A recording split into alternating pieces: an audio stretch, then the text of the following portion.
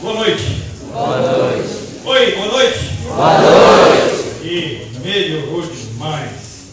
Gente, passou um filme tão rapidamente, mas tão gostoso na minha mente de ver a velha guarda do Koinonia por aqui hoje.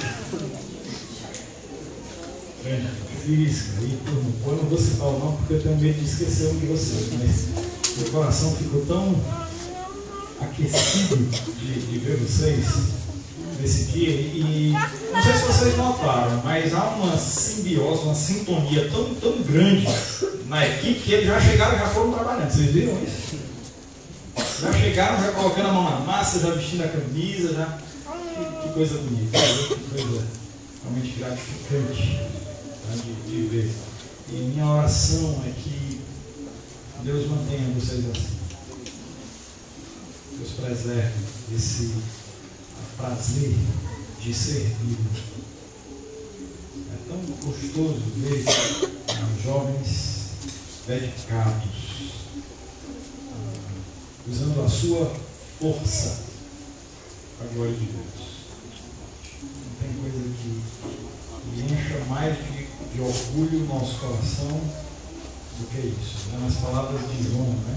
De ver que os meus filhos andam na verdade. Eu saio daqui todo orgulhoso de vocês, viu?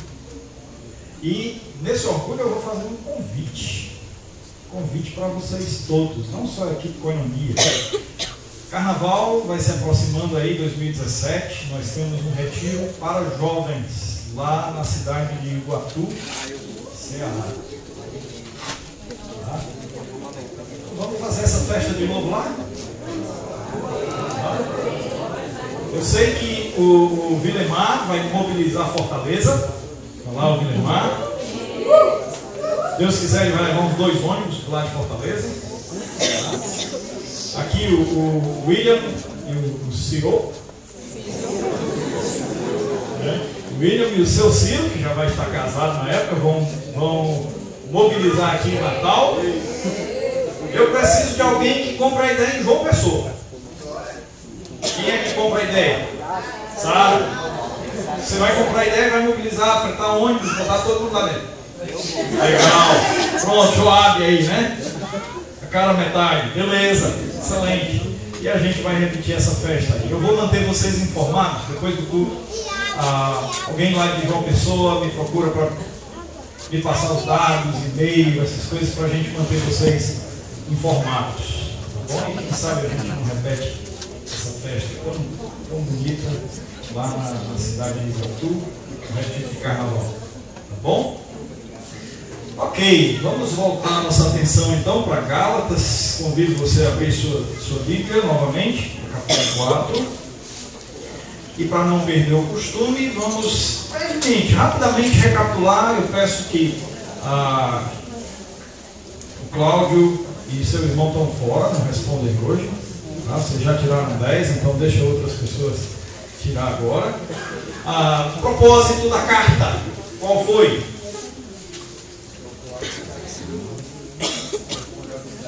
Muito bem, se opor aos judaizantes e...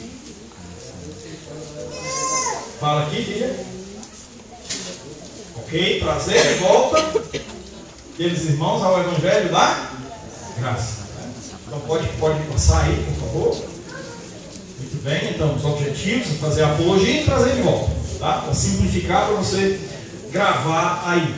E nessa apologia, nesse trazer de volta, o apóstolo Paulo usou quantos argumentos? 5, muito bem, olha aí. Vocês estão? Nota 10, né? 5 argumentos. Alguém lembra quais foram?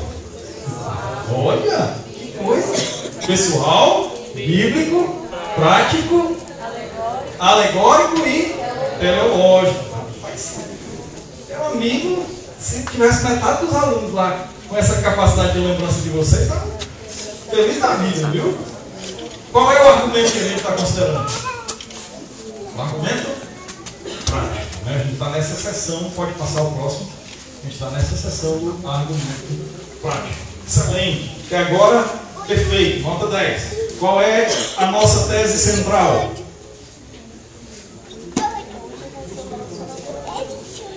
Quem falou lá? Fala aí, filho.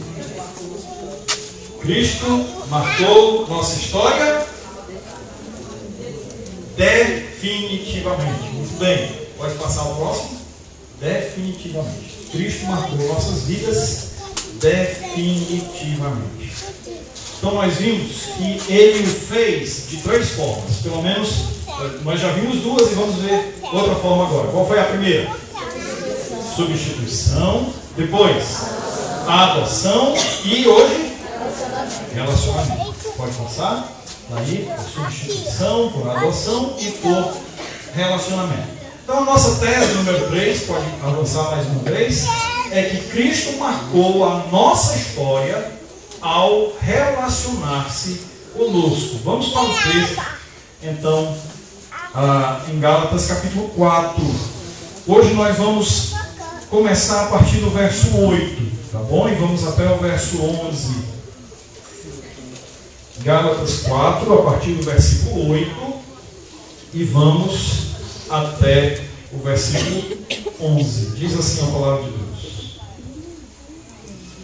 outrora, porém, não conhecendo a Deus, servíeis a deuses que, por natureza, não são, mas agora que conheceis a Deus, ou antes, sendo conhecidos por Deus, como estáis voltando outra vez aos rudimentos fracos e podres, aos quais de novo quereis ainda escravizar-vos? Guardais dias, e meses, e tempos, e anos. Receio de vós tenho eu trabalhado em vão para convosco. Vamos lá. Deus bendito, Pai Todo-Poderoso,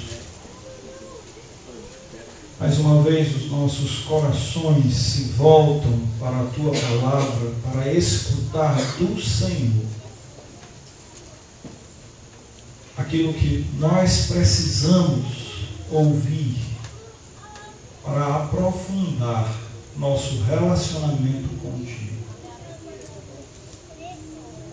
Nesse instante nós pedimos que o Senhor tire todo o empecilho da nossa concentração exclusiva do Senhor. Que o Teu Espírito Santo livremente opere em nossos corações, em nossas vidas, derramando restauração, derramando edificação, derramando repreensão, conforme a necessidade dos nossos corações. Essa é a oração que fazemos a Ti, no nome do nosso Senhor Jesus Cristo. Amém. Ontem eu comentei com os irmãos que o apóstolo Paulo, nesse texto, ele trabalha muito com contrastes. Ele faz a gente olhar para trás, olhar para a nossa história antes de conhecermos Jesus Cristo, e faz com que nós olhemos para a nossa história após a entrada de Jesus Cristo em nossas vidas. Antes, vimos ontem, antes de Jesus entrar em cena, todos aqueles que buscavam caminhar diante de Deus por seus próprios méritos, por suas próprias obras, arrogavam a si mesmo a ideia de que eram herdeiros de Deus. Porém, eram herdeiros apenas na aparência. Mas a entrada de Jesus na cena, a entrada de Jesus na história dos céus, realmente levou-os a serem filhos de Deus. Agora, mais uma vez, nós temos outro contraste colocado pelo apóstolo Paulo aqui. No primeiro momento, ele aponta para a nossa história sem Cristo. E aponta que essa história é uma história de alienação, é uma história de separação do Deus verdadeiro, do Deus genuíno. Não havia conhecimento do Deus verdadeiro. Perceba que ele caracteriza esse momento como sendo um momento de servidão aos deuses falsos. Servieis a deuses que por natureza não são. Eles estavam buscando de todas as formas servir a deuses adorados, ou melhor dizendo, criados pelo próprio homem. E o apóstolo Paulo faz questão de mencionar aqui que não foram estes deuses, ou ditos deuses, que foram atrás de adoradores. Por natureza não são, ele coloca. Os próprios adoradores levaram estes ao status de divindade. O sol não correu atrás de adoradores para ser cultuado. Nenhum Deus antigo no momento ali greco-romano estava correndo atrás de adoradores. Naturalmente não são, assim o apóstolo Paulo classifica.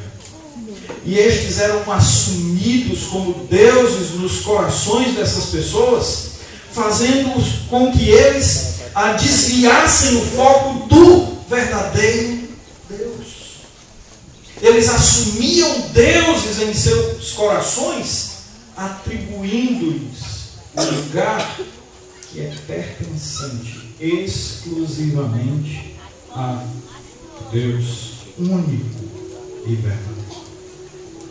Eles, por consequência disso, viviam nas coisas elementares. Ele vai mostrar, versículo 9 aqui, quando detecta o fato de que esses irmãos estão querendo retornar outra vez aos rudimentos, às coisas frágeis e fracas, às coisas elementares, às coisas que não têm realmente sustentação, rituais religiosos, expressão exterior de uma vida praticamente exteriorizada do seu relacionamento com Deus, onde havia uma busca exclusivamente pela satisfação transitória de seus próprios prazeres, mesmo na religiosidade.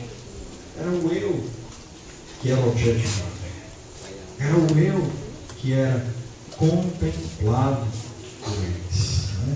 De maneira que eles viviam longe de Deus, viviam distante do Pai, numa vida de servidão, de escravidão, de triste escravidão, como o apóstolo Paulo classifica aqui, né? Servieis a deuses que por natureza não são.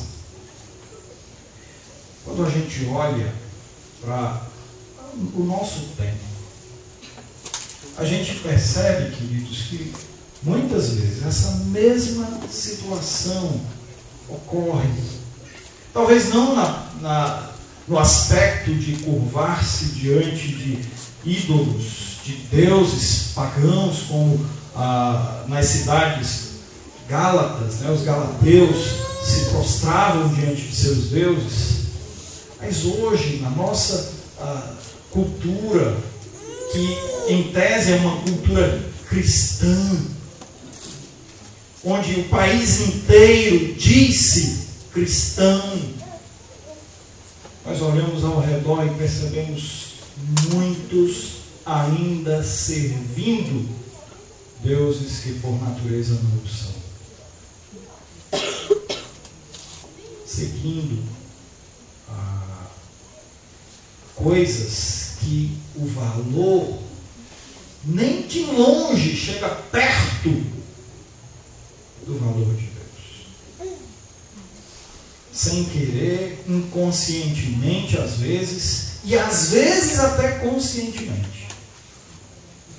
nós colocamos pessoas, objetos no lugar de Deus. Essa pessoa pode ser um parente, essa pessoa pode ser um namorado ou namorada, cônjuge, pode ser um emprego, pode ser um estudo, pode ser qualquer coisa, pode ser seu celular. Quando você lhe atribui um valor tão elevado a ponto de muitas vezes você colocar Deus de lado, você está apresentando essas mesmas características de alienação destes que não conhecem a Deus. Agora note o contraste. Versículo 9. Mas agora que conheceis a Deus, ou antes sendo conhecidos por Deus. Nós estamos agora num momento em que, de fato, conhecemos ao Senhor. Um momento de relacionamento. A nossa história com Cristo é uma história de relacionamento. É interessante porque o apóstolo Paulo ele começa citando: vocês conhecem a Deus. Mas aí ele quer trazer para nós uma lembrança muito importante, muito especial. Que o nosso conhecimento de Deus não começou por nós. Que o nosso relacionamento com Deus não foi de nossa iniciativa original. Deus primeiro nos conheceu. Deus primeiro nos chama a atenção. Deus primeiro nos traz para junto de si. É a iniciativa dele. Ele se manifesta aos seus. Ele busca o relacionamento com os seus por uma razão muito simples.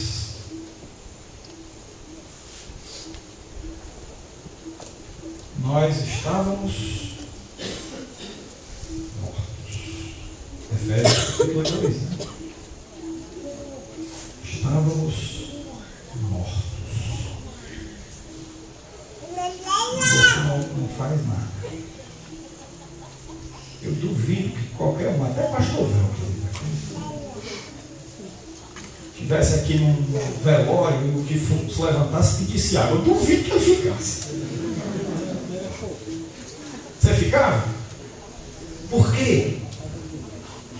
Porque não se espera de um morto fazer qualquer coisa. Não é natural, não é normal. O camarada se levantar para pedir é porque não está morto. O susto é grande. Nós estávamos mortos, impotentes, incapazes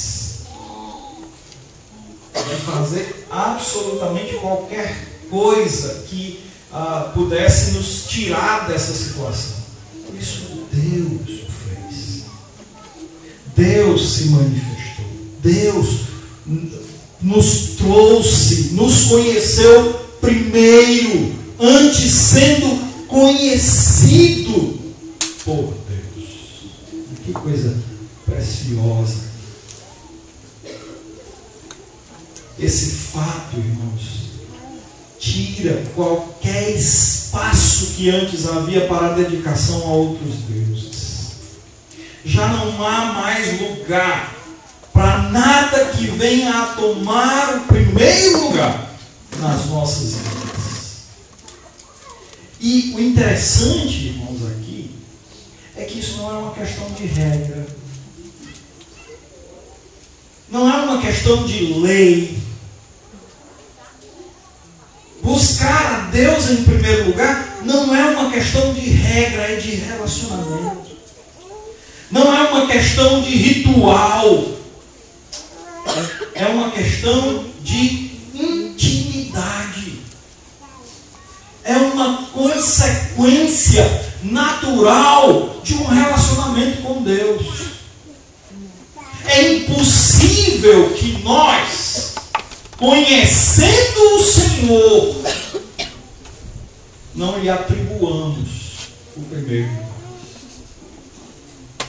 É impossível.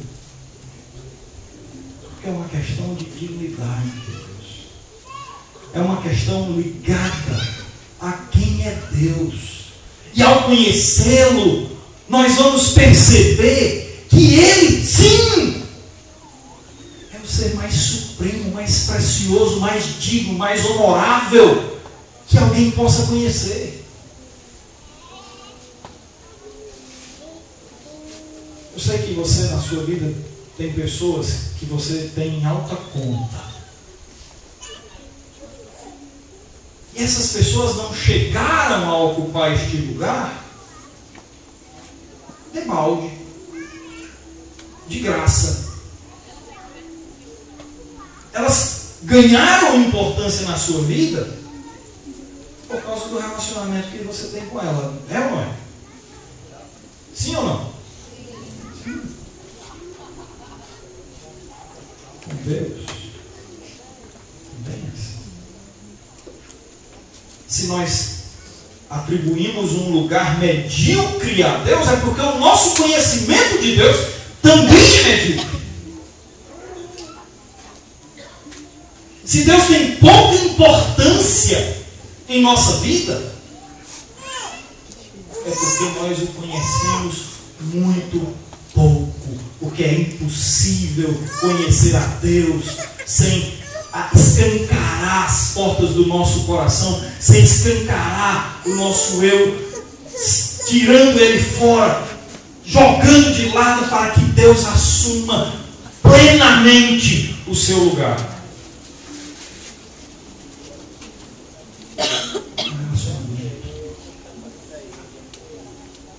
Sabe, irmãos, eu acho que todos nós aqui temos os nossos heróis nas Escrituras.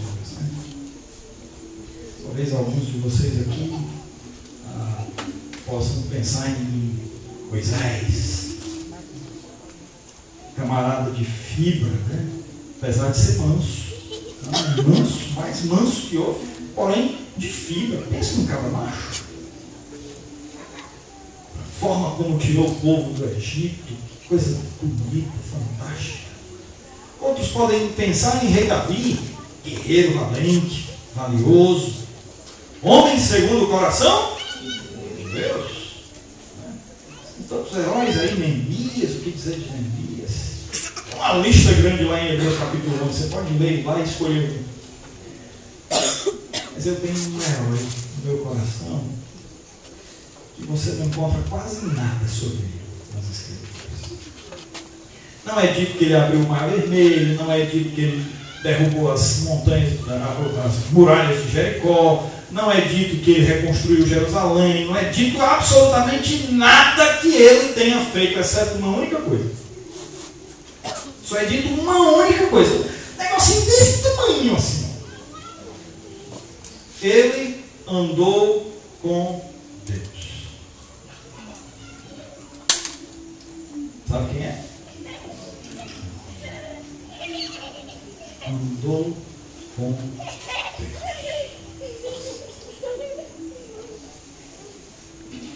Qual foi o resultado?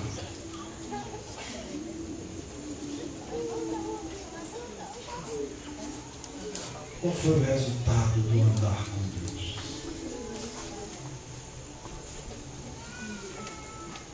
Deus o levou para si. Esse é o sonho de consumo. Ter um relacionamento tão íntimo com Deus a ponto de Deus dizer: meu filho, vem lá para perto de mim, filho.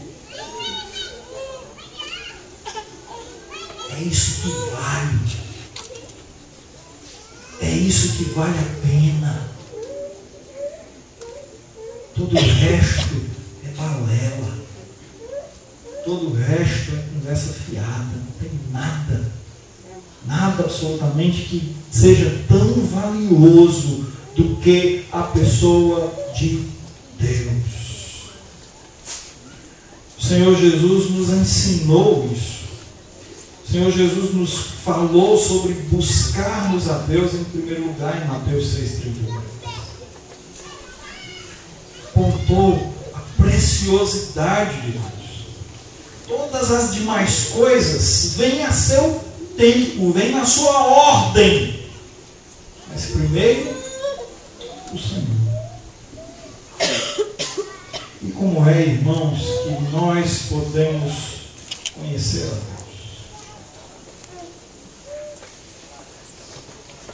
Da mesma forma como nós conhecemos um ao outro.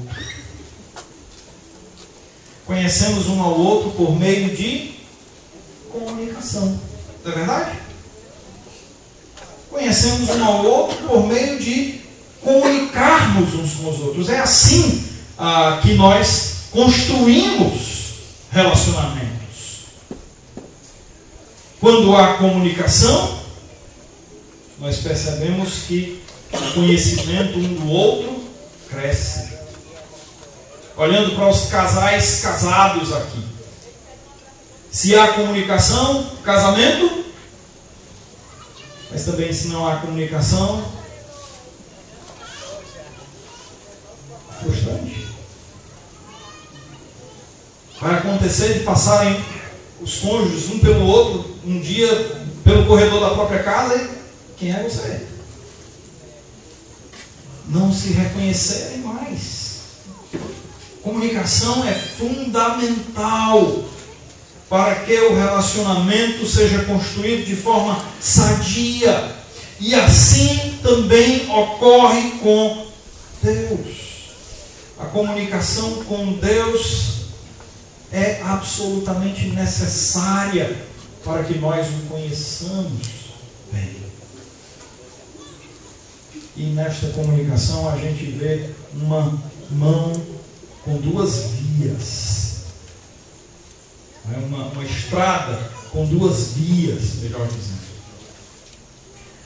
Primeira via é que Deus fala conosco através da sua palavra. Você crê nisso? Você crê que Deus fala através da sua palavra?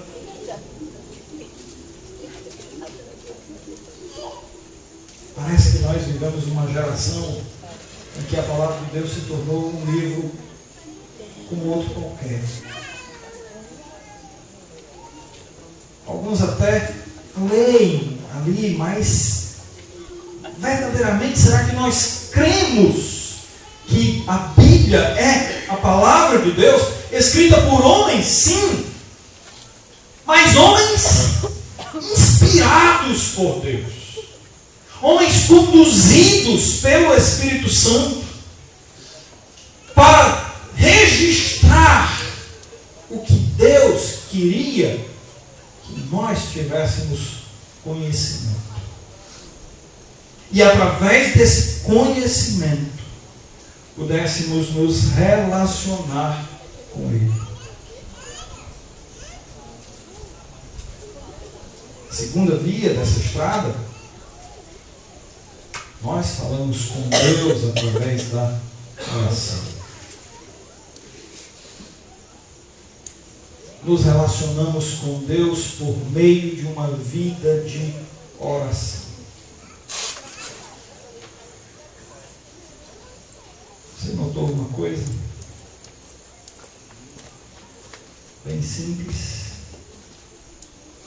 Nada novo, não estou inventando absolutamente nada de fantástico, não estou extraindo nada de oculto do texto, estou falando uma coisa muito simples e elementar da nossa vida, do nosso relacionamento com Deus. Duas coisinhas: palavra de Deus e eu acabei de falar, gente. Vou falar. Oração. Palavra de Deus e oração. Duas coisas absolutamente básicas, tão simples quanto possa soar. Mas ler a Bíblia e orar início a uma reação em cadeia que nos leva a experimentar uma vida com Deus, de relacionamento pleno. Começa com uma coisa tão simples. A palavra de Deus, irmãos, deve ser observada por nós como sendo preciosa. Você lembra o que Davi diz no Salmo 19 sobre a palavra de Deus? A lei do Senhor é perfeita. O que é que ela faz? Restaura a alma. O testemunho do Senhor é fiel. O que é que faz? Dá sabedoria ao simples. A palavra de Deus deve ser mais desejada do que ouro. Ela é mais doce do que o mel do destilar dos favos.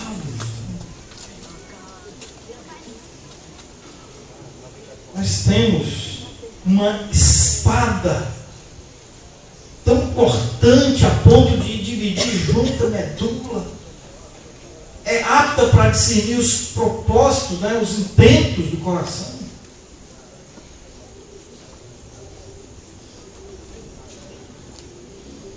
Agora a pergunta é: nós temos lido a palavra de Deus? Eu não vou perguntar de sorte a você levantar a sua mão,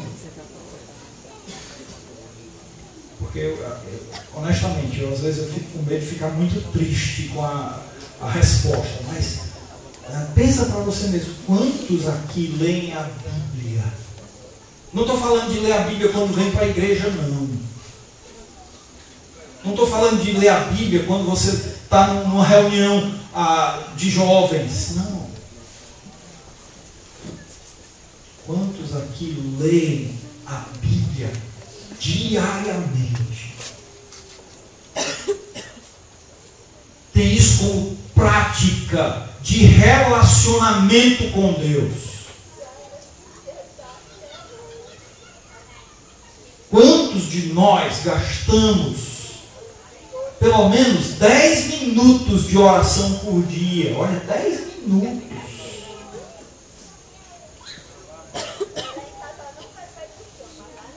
A nossa tendência é assim, eu mesmo de ontem também.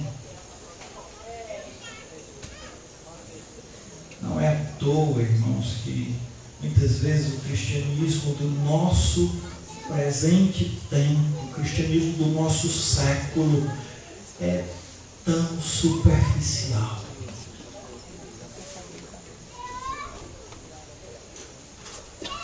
Encontramos cristãos aí de todo tipo.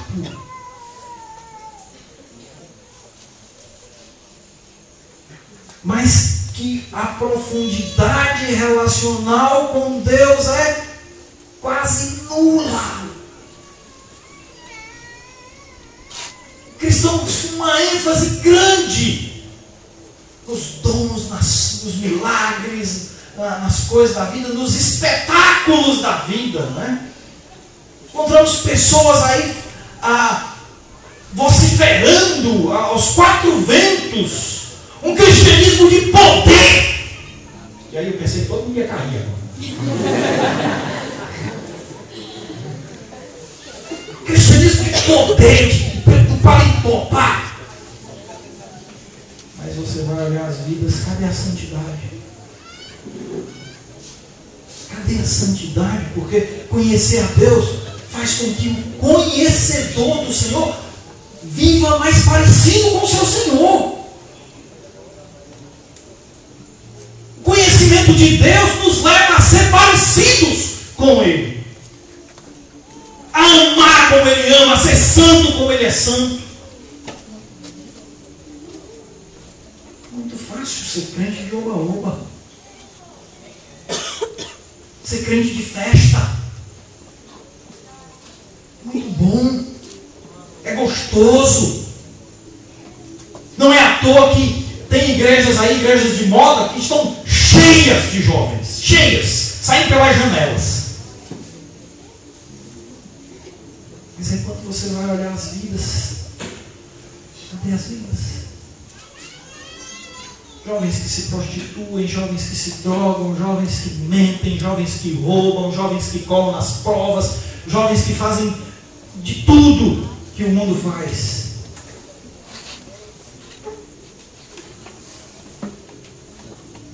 Cadê a santidade?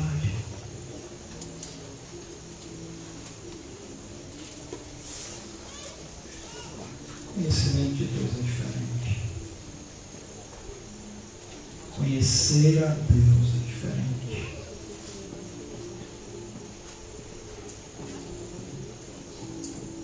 Conhecer a Deus, ter intimidade com Deus, nos leva para uma vida de santidade, de consagração, de comunhão com Deus. Enoque andou com Deus. O pastor Léo que falou hoje sobre andar, né? Andar no Espírito. É um estilo de vida.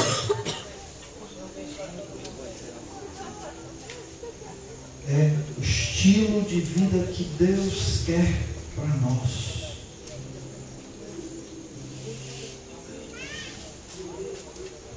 Nós também conhecemos a Deus através da experiência, é verdade. É impossível andar perto de Deus sem experimentar coisas que fluem de sua pessoa. Quando nós temos amizades com pessoas, você olha para um amigo ao seu lado e você vai perceber que você compartilha experiências com ele. A convivência leva você a partilhar experiências. Mesma coisa com Deus. Nosso relacionamento com Deus nos leva a experimentar também certas coisas que são marcantes. O apóstolo Paulo, quando escreveu aos Efésios, ele orou na carta, numa segunda oração, no capítulo 3, exatamente chamando a nossa atenção para aquilo que nós experimentamos quando andamos com Deus. Primeira coisa, nós experimentamos o seu amor. É um amor inigualável. É um amor que nenhum de nós é capaz de realmente explicar. Ele excede o entendimento. É algo que a gente pode desfrutar.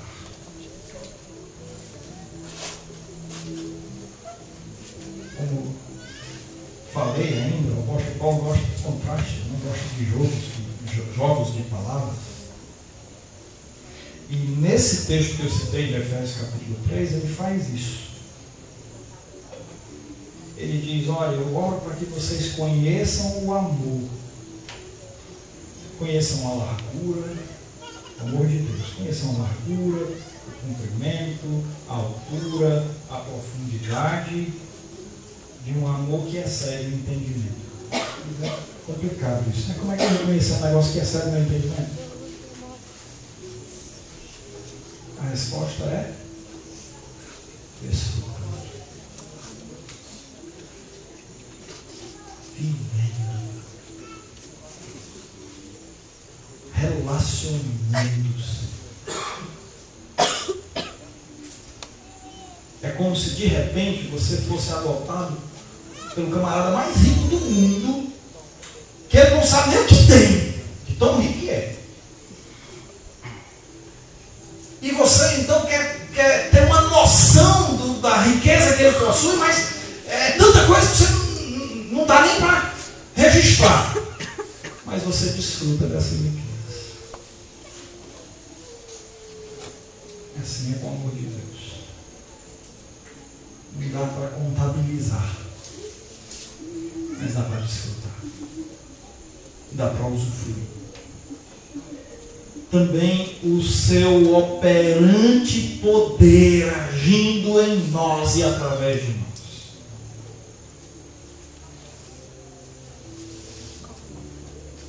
E aqui, queridos, não é simplesmente esse poder neopentecostal, carismático, que tem muitas igrejas aí divulgando. É o poder de Deus que faz com que pessoas comuns como nós, frágeis como nós, débeis como nós, possamos ter um testemunho condizente com Ele, fortalecidos no nosso homem interior. É isso que o apóstolo Paulo diz lá em Efésios, com um poder inimaginável. E assim você pode entender a razão, você pode entender o porquê de homens como você e eu, pessoas como você e eu, puderam ser tão fortemente usadas por Deus. Pastor, numa de suas mensagens, citou pessoas que marcaram a história, né? Martinho Lutero, Elva Barber. Poderia acrescentar alguns outros, né? Tomé Wilson, pelo menos na minha vida particular, Genuan, alguns de vocês conhecem, principalmente os que moram em Fortaleza, marcou minha vida. Pessoas comuns. Pastor Velk, pessoas comuns. Ronaldo nem sabe, mas ele também marcou minha vida.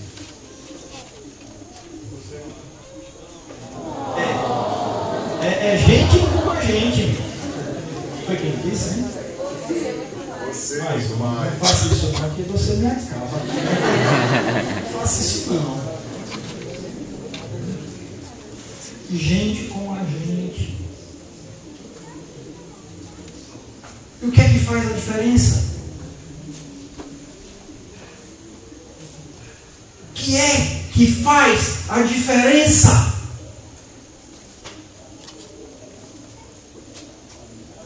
O lugar de Deus em nossas vidas. É o lugar que Deus toma das nossas vidas. É isso que faz a diferença. A gente não se vale da nossa capacidade, a gente não tem capacidade. O apóstolo Paulo, escrevendo aos Coríntios, na segunda carta, capítulo 3, ele fala que a suficiência do servo de Deus não vem de si mesmo, mas vem do Senhor.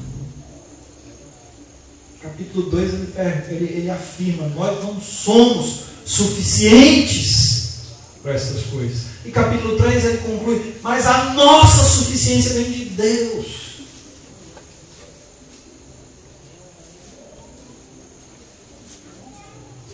Voltando aqui, irmãos, para o texto, a gente observa um alerta.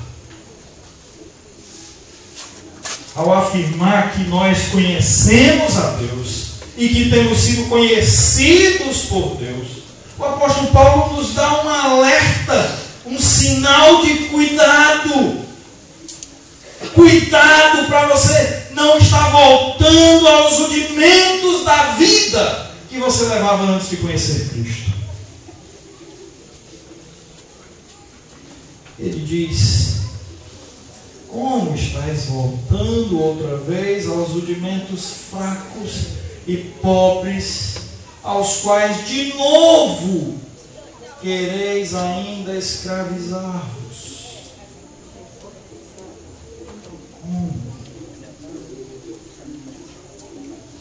Ele aponta ao fato de que muitas vezes nós caminhamos de volta a um regime de escravidão. voltamos a ter ídolos, a ter deuses que por natureza não são. E a gente precisa identificar esses ídolos. Quais são esses ídolos em nossos corações? Quais são aquelas coisas que têm ocupado o lugar que é de Deus na sua vida? Não, pastor. Tem nada que ocupe o lugar de Deus na minha vida, não. Isso é conversa. Ora, mas que coisa. Deus é o primeiro. Vai lá em Fortaleza. Oxi, macho. Deus é o primeiro.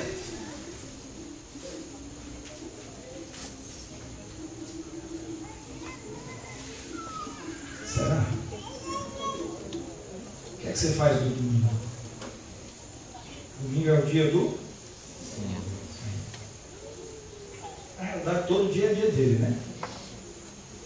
Mas é o dia que a igreja reúne-se para adorar e glorificar o Senhor. Onde é que nós estamos?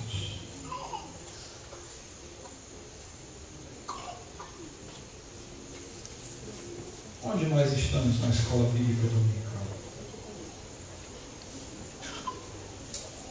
Onde nós estamos no culto de adoração?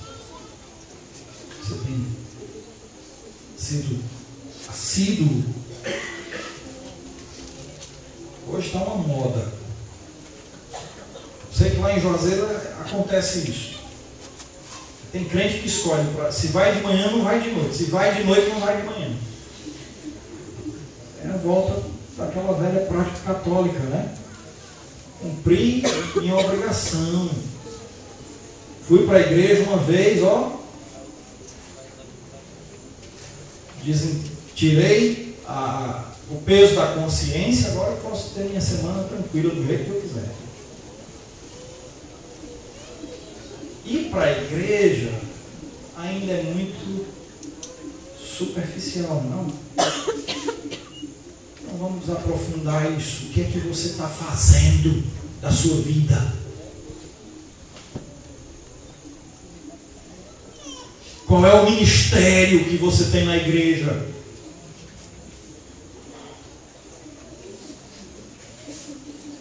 Quais são os frutos que você tem dado?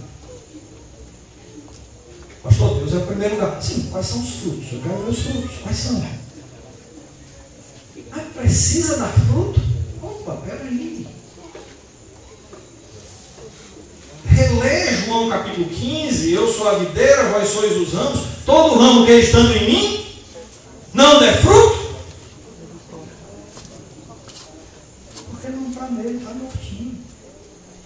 Mas todo que dá fruto, poda para que produza mais fruto ainda. É natural. Se Deus é primeiro lugar na nossa vida, é natural frutificar. Cadê os frutos? Qual é o ministério que você tem na sua igreja? O que é que você faz? Como é o testemunho seu na sua vizinhança? As pessoas percebem que você é crente?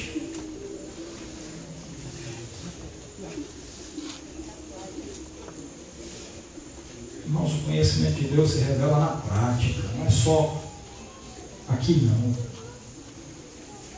O conhecimento de Deus, ele tem que ser demonstrado na vida, não na resposta na ponta da língua. Ah, quais são os atributos de Deus? Eu tenho certeza que vocês vão citar vários aqui. Deus é amor, Deus é bondade, Deus é todo-poderoso, Deus é onipresente, é onisciente, é onipotente, né? Tudo aí, tudo na pontinha da língua, assim, daí. Você já percebeu Salmo 119, 105? Você sabe de cor? Lâmpada para os meus pés e a tua palavra e luz para o meu caminho. Mas por que para os pés? Podia ser para a nossa cabeça, não uma lâmpada para, né, aquela ideia, vai, acendeu. Por que para os pés? Envolve prática de vida. Cristianismo é vida. Quando Jesus marcou a história, Ele o fez para transformar vidas. Não foi só para ser um marco no calendário, dividindo a história entre antes e depois de Cristo. Foi para isso não. Ele o fez para transformar vidas. Me permitam encerrar só lendo mais um texto rapidamente aqui. Abre comigo 2 Coríntios capítulo 5.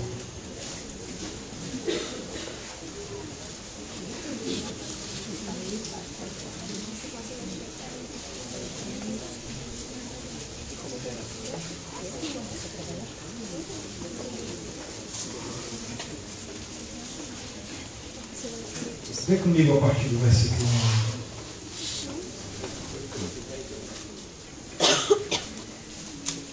E assim, conhecendo o temor do Senhor, persuadimos a homens e somos cabalmente conhecidos por Deus. E espero que também a vossa consciência nos reconheça. Não nos recomendamos novamente a vós outros, pelo contrário, damos-vos ensejo de vos gloriardes por nossa causa, para que tenhais o que responder aos que se gloriam na aparência e não no coração. Porque se enlouquecemos é para Deus, se conservamos o juízo para vós outros. Pois o amor de Cristo nos constrange, julgando nós isto: um morreu por todos, logo todos morremos. E ele morreu por todos, para que os que vivem não vivam mais para si mesmos, mas para aquele que por eles morreu e ressuscitou. Assim que nós, daqui por diante, a ninguém conhecemos segundo a carne. E se antes conhecemos Cristo segundo a carne, já agora não o conhecemos deste modo. E assim, se alguém está em Cristo, é nova criatura. As coisas velhas passaram, eis que se fizeram novas. O conhecimento de Deus, a vida com Deus, ela objetiva e cabalmente nos leva à experiência de uma nova vida. Uma vida transformada. Uma vida onde a razão está em Deus. Onde os nossos deleites estão em Deus. O que passar disso, jogue fora. Busque ao Senhor em primeiro lugar, na sua justiça. E o que é que acontece? Todas as outras coisas vêm ao seu tempo e serão acrescentadas. Mas Deus tem que ser o centro. O relacionamento com Deus marca nossa história. Você percebe aqui, fechando tudo, se tivesse a marca sendo colocada apenas na substituição e adoção, nós poderíamos ter uma vida ainda alienada, distante do Senhor. Mas essa marca continua nos levando a um relacionamento pessoal e genuíno com Deus.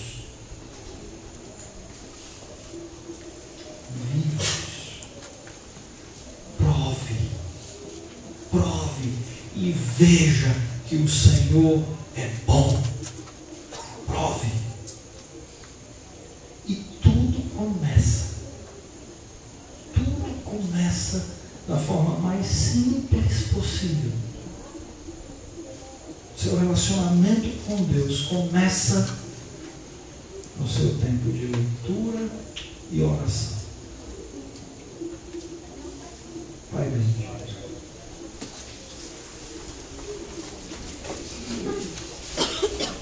nesse momento nós suplicamos que o Senhor sonde os nossos corações.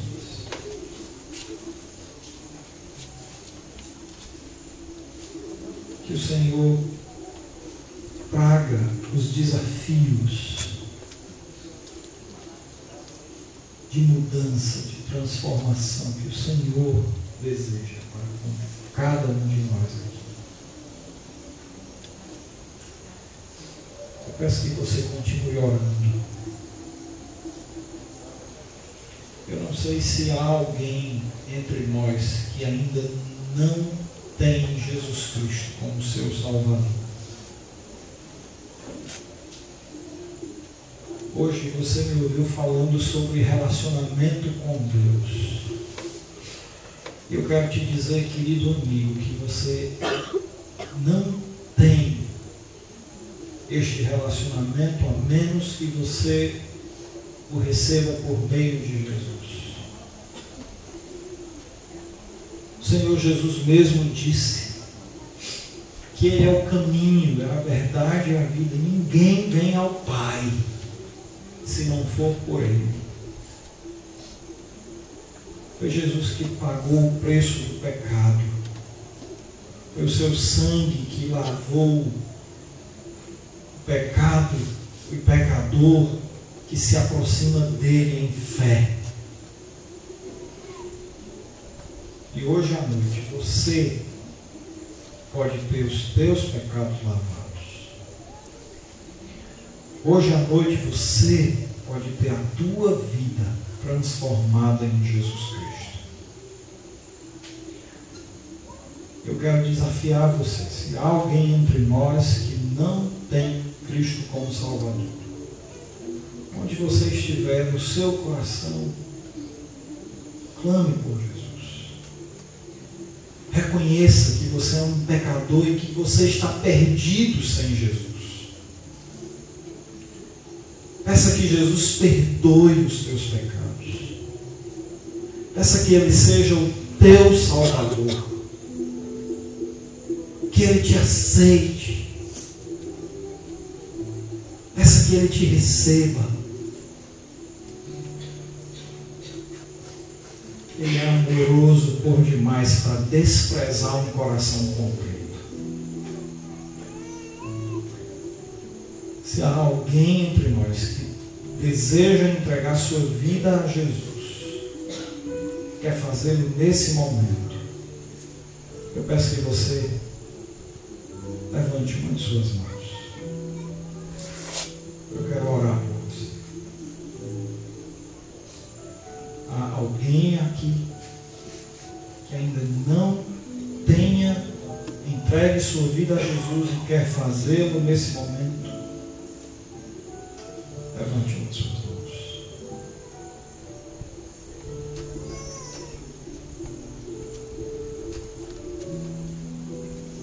Agora eu queria falar com você, jovem crente.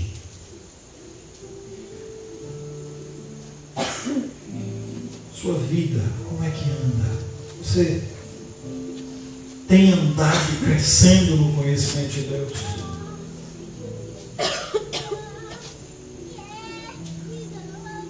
Sua história tem sido pautada pela presença de Deus?